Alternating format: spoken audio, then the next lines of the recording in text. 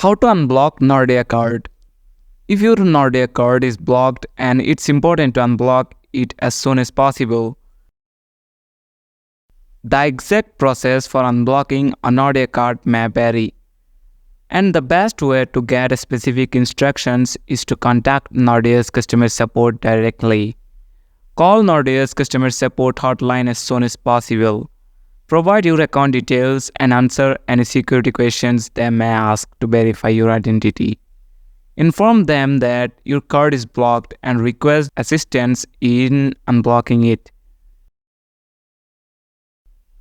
If you are unable to resolve the issue, consider visiting a local Nordea branch in person and bring proper identification and your card details.